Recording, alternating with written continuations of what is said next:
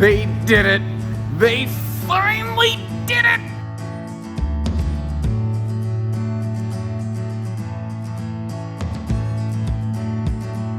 Hello and welcome everybody. Josh the RV Nerd with Bish's RV down here at Forest River, where I was granted some early look access on what's alive for 25 in the Heritage Glen and Hemipshere, Heritage Glen travel trailers and fifth wheels. And I am so pumped that they finally freshened up the exterior look of these. This is a brand that has been quietly the last couple years creeping up the ranks and slowly doing what I call punching above their weight class. Like, they used to always be the cheaper laminated RV, but recently here they started adding things like better tires, holding tank heaters, a radiant barrier package, and more recently a full-on fiberglass roof cap on the top of this thing, like a motorhome that pretty much nobody else anywhere remotely close to this kind of towable class has even dreamed of doing before. But they had what I called the old man tan skin. And they look 7 years old even when they were brand new, in my personal nerdy opinion. Now, I'm not going to be on Project Runway because of my design skills anytime soon, but I love that they gave it a little bit different look. But they didn't deviate from who they are. They still kept their identity. But where everybody else is like, okay, we're going to go white and black and white and black and white and black, they said, what if we went with like a really light silver with just a couple little accent colors? And it's not super dark where it's going to eat up a lot of sun and cook you out of the thing, but it's also, it doesn't just look like everything else, and it's kind of nice. You know, I sort of like the variants. Now, what we're looking at here, the 308RL, this is a full Heritage Glen Hemipshere trailer, not one of the hyper lights, but the decor things, the features, and the packages that we're looking at, this is stuff that you will see happening through the family over the course of this year. Updates inside and out. For the most part, it's mostly cosmetic, but they made a major change in the kitchen. Take a look at this. And usually I open with this, but this floor plans, it's the style of RV I call a flat deck fifth wheel. It's literally a fifth wheel layout. Actually, I think I'll give you a peek at the end of the video. They do make this layout in a fifth wheel. It's just all on one flat deck. So some people, you know, they have bad knees. They don't want to take extra steps, or they're not going to tow it a lot, because fifth wheels definitely tow better than travel trailers, and they have taller ceilings so they look and feel more open. But, you know, this one accomplishes those main functions. Now, the camera lighting is going to get funky. It doesn't do this in person, but it's about to flicker as you dim it down. Now, it used to be you had to like put your thumb on the dimmer switch and hold it to make it do a dimmer function. Now it's just a slider. Now it's just simple, easy. They also give this a little bit bigger feel. I think those lights help it look a little bit larger. It also looks kind of like you remember in the 1980s, whenever anything was supposed to be in the year 2001, they would use that like strip lighting, you know, to make something look futuristic like Blade Runner. Well, that and the barreled ceiling, which the lights really help, you know, draw your eye to. Like if you look at the very rear wall, you see you have straight overhead cabinets, but you do have a barreled ceiling. I don't use fisheye wide-angle lenses. I don't like that. Major change compared to last year. They got rid of the tow stubber slide. Every single Heritage Glen Hemipshere travel trailer, including Hyperlights, is now floor flush slides in the living area exclusively. They are working on that in fifth wheels. They're doing it floor plan by floor plan, but depending on how they have certain things engineered, the island is a bit of a problem that they're custom crafting for every single individual floor plan. So by the end of the season, it's likely that every single fifth wheel or trailer Heritage Glen Hemipshere will have floor flush slides. That's a major update. People said that was a deal breaker. They said, fine, we don't like deal breakers. We want to fix that. You may notice how this is a no-nonsense, no-neck wrecker, direct-facing entertainment center right over here. And they put a big TV in it, and they don't mount it all the way to the frickin' ceiling where you're going to get, you know, Nintendo neck cramps. Remember in the 1980s, before we had, you know, custom-crafted gaming stations, kids were getting Nintendo neck, where they would sit on the floor and crank their neck up for so long while simultaneously slouching that their necks hurt. And they'd complain to mom and dad, who would take them to the doctor. Doctor said, there's nothing wrong. Your kid's just doing something that is terribly not ergonomic for hours. I was one of those kids. My parents didn't take me to the doctor. They said, knock it off. And I said, well, then I'll keep playing Mario, but I'm going to hurt. I don't care. It's worth it. Which is probably why I have a borderline hunchback today. Now things are starting to make sense.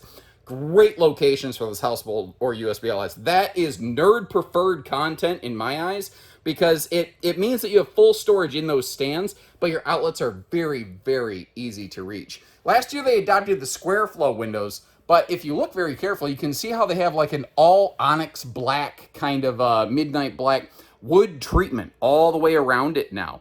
They've also updated their theater seating wherever they can do it. They are making it either a population control armrest or a flip-up cuddle compliant love seat like you're looking at here. I'll show you the version of that in a minute. What do you think, by the way, of the new look of the furniture? It's a little softer, a little more plush, has a bit of a tufted design to it. It's just a little bit softer, smoother.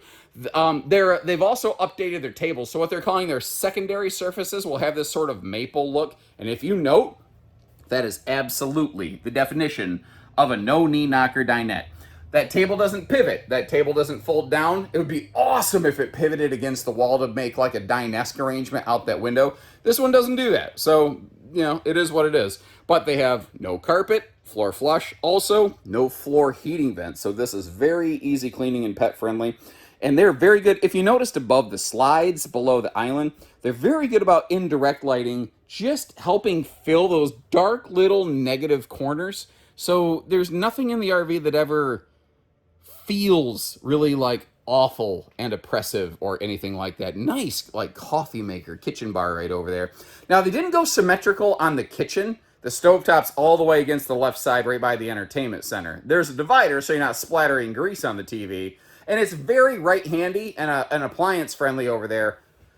But it's not very friendly to lefties. It just sort of is what it is. Now, down below, we've got the electric space heat and Tootsie Toaster, which is nice. You've also got that, again, direct-facing TV. We already kind of saw that before, but I wasn't actually sitting at the sofa. I like to take a second to do that on these so that you can see what you're looking at. Now, in your fifth wheels, you get some solid surface kitchen counters. In the trailers, we are still looking at a rolled edge, like thermofoil kind of arrangement. I sometimes look at these and I'll say day-night shades. This basically just has full night shades all the way around. But just to give you a sample of that, all these windows in here, you can totally block the sun out if you're so inclined. Now that's a dual pushback wall-hugging recliner kind of thing going on right there. Again, it does have that fold-down armrest, which does have some USB plugs. That's another thing I like. They put the USB plugs in this one in a location where you could still have a cord handy, but it's not a thigh buster. How many theater seats have you seen where the power outlets are on the inside edge of the armrest? Well, if, ladies and gentlemen, let's just be real. Thick thighs, sometimes they save lives, and they're not really friendly to having USB outlets jammed in their sides by any stretch of the imagination. Now, it occurs to me we've already done a complete 360 swoop here, so let's crack everything open. This has a mega pantry-tainment center, but I like to be real. I like to tell you what's good and what's not. I noticed this one, I don't think they're all going to do that, but the specific trailer I'm in, it did scuff the floor a little bit when that swung open. It probably needs an adjustment. That could probably be done, but I know that that's a thing that bothers some people. That's a concern that some people have. So even if it's not pretty, I want to make sure I talk about it on camera so that you can be reasonably armed to understand what you might encounter with this RV. I don't love anything I just shared, but it's fair and you deserve to know it. One of the other details that I noticed, a great wastebasket space under the sink. I think there was even one down there. It's been a little while since I captured that footage, but no, there's not one. Sorry, my brain went derp. The pantry. Because these did not used to have a floor flush kitchen slide, because they used to be toe stubbers, that pantry door used to always be a pain in the neck. But because this is all floor flush now, they have eliminated that problem. So by listening to you and going floor flush rack and pinion on the slides, they've actually also just improved the base function of the kitchen. And I love it when they listen. They've also gone to these more recessed style lights. They just have a little bit classier look. It's essentially the same light. It's just dressed up and pressed up a little bit differently. Hello, Rhino Beetles. 1, 2, 3. How are you today? Getting prepared to hold coats and dog leashes and stuff. Look at this. Look at this cool radius mirror. You're going to see a miniature one of these again in just a minute up in the bedroom. When I looked at this, I'm like, ooh, that's really pretty. I like the backlighting. I like the shape of it. That's really, really cool. Looks like Alice, you know, in the through the looking glass. But I was wondering where the medicine cabinet was. Take a look right on the right side of the screen, right in our face. They included a couple of these handy little medicine racks right there. Now, if I was traveling, I'd probably put all my bottles and stuff down actually in the sink with the drain stopper plug so they didn't get lost or anything like that. But you do at least have a spot once you get to your destination to, you know, set up your pills for the day. Sorry, I just bumped the camera on something. Very friendly toilet space. This is what I call fairly fluffy friendly, as a matter of fact. And you might notice, again, no floor ducted heating vents. Some manufacturers will start to sneak those back into the bathroom space. There's also really good linen storage here. And I think a couple years ago, this was open face pocket storage. That was a trend the RV industry was trying that people did not like. And you voiced your opinions. And once again, Harry Glen is listening. That barreled ceiling also means I don't have to have my head in the skylight of that shower, which is excellent. I'm a big fan of that.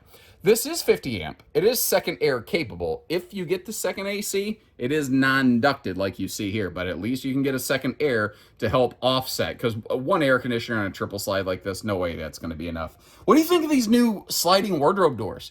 They have like, I think it's like plexiglass inserts or something like that. So they still have a little bit of reflectivity to give you a sense of depth, but it's kind of a statement piece, you know. I'm kind of curious what you think about it. That's also a full depth bed slide, and this is what's called an Olympic queen bed. It is 66 inches wide, although if you look at it, there's room for a little bit wider mattress in here. So if you want to go with some kind of like 70-inch wide RV king, 72 maybe, you might be able to squish that in there. Notice though, you saw some outlets on the side. You do have outlets built right in the base of the bed on both sides. That's kind of handy, I think. Now, last year these had a VersaTilt bed, and a lot of the Heritage Glen Hemispheres still do.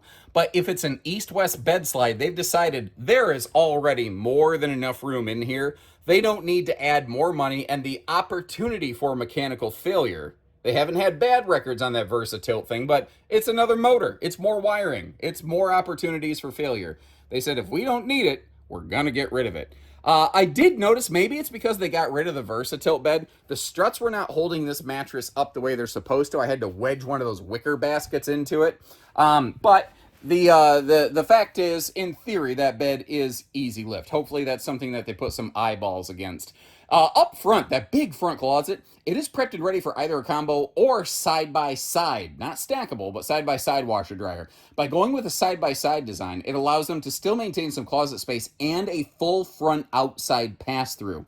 That is a oversight that a lot of manufacturers make when they start making bed slide travel trailers. They lose the ability to include a full front pass-through, which is a very, very useful thing.